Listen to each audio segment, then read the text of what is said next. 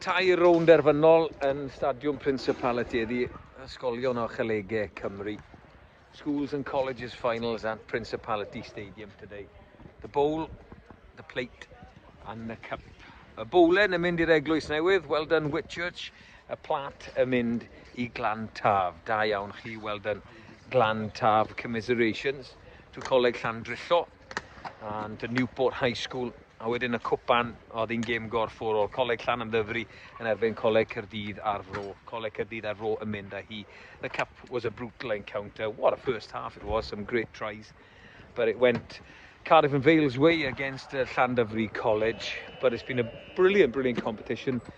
Loved seeing these young men grow and develop on the rugby field throughout the season on Rugby Pawb. It's been absolutely brilliant. Mae wedi bod yn bleser I weld y dynion ifanc yma yn datblygu fel chwaraewyr rygbi. Gobeithio wneith y gystadleuaeth barhau a gobeithio wneith Rugby Pawb barhau hefyd. Dyna chi, stadiwm gorau'r byd. Buddugoliaethau I dimoedd Caerdydd I gyd heddi, ond yn credu bod chi'n cytuno llwyddiant ysgubol I bawb oedd yn gysylltiedig ar gystadleuaeth. Great success this competition, long may it continue. Brilliant day, what a day for these young men and their schools and colleges. Nos da.